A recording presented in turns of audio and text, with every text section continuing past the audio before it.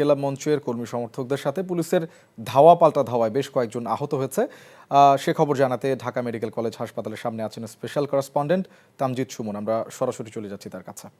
তামজিদ, সংঘর্ষে আহতদের এই মুহূর্তে কি অবস্থা দেখছেন? শোভন, ইনকিলাব মঞ্চ আপনি জানেন যে সকাল থেকেই তারা আন্দোলন করছেন যে জাতিসংঘের অধীনে তদন্তের মাধ্যমে যেন হাদির হত্যার সুষ্ঠু বিচার হয়, এবং সেটির পরে বিকেলে যখন তারা গণভবনের দিকে যাচ্ছিলেন তাদের দাবি নিয়ে, তখনই কিন্তু পুলিশের সাথে সংঘর্ষ হয় এবং সেই ঘটনায় বেশ কয়েকজন আহত হয়েছেন। এবং আমরা যেটা দেখেছি যে ঢাকা মেডিকেল কলেজে কিন্তু 50 জনেরও বেশি আহত সদস্য তাদের এসেছেন, এবং এখানে কিন্তু তাদের যে সদস্য সচিব আছে জাবেদ, তিনিও আহত হয়েছেন। তবে অনেকে এটা বলা হচ্ছে যে তিনি গুলিবিদ্ধ। আমরা যতটুকু বুঝতে পারছি, আমরা এখনো পরিষ্কার হতে পারিনি, কারণ এটি স্প্লিন্টারের অংশ হতে পারে অথবা রাবার বুলেট হতে পারে।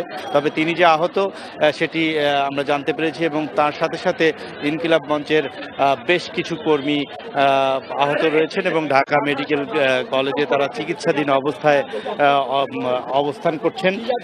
এবং যারা ভিতরে আছেন তাদের পরিস্থিতি আমরা সব এই মুহূর্তে না বলতে পারলেও, ভিতরে গেছেন এরকম এখানে যারা কাজ করেন নিয়মিত তাদের একজনের সাথে আমার কথা হচ্ছে। আচ্ছা, ভিতরের অবস্থাটা কি দেখেছেন?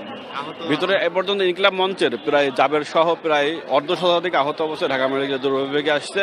এর মধ্যে আসলে অনেকেই পড়ে গিয়ে বা ওই যে আহত আর কি পড়ে গিয়ে পুলিশের হেতু পড়ে গিয়ে আহত হয়েছে, রাবার বুলেট হয়েছে এবং বিভিন্ন রকমের সাউন্ড গ্রেনেডের আসলে স্প্লিন্টারে বেশি। আমরা আসলে ওই যে ভিতরে যে যিনি ঘুরে এসেছেন তিনি, আপনি জানেন যে ঢাকা মেডিকেল কলেজ হাসপাতালের ভিতরে একটু রেস্ট্রিক্টেড থাকে, এবং যেটি দেখা গেছে যে আহত অনেকে আছে। তবে এখনো এই আহতগুলো আসলে গুলির কিনা বা স্প্লিন্টার আছে কিনা সেটি আসলে আমাদেরকে পরে জানানো হবে। আমরা নিশ্চয়ই বিস্তারিত জানাতে পারবো। শোভন। দর্শক, আমরা জানছিলাম ইনকিলাব মঞ্চের কর্মসূচি ঘিরে সংঘর্ষের খবর।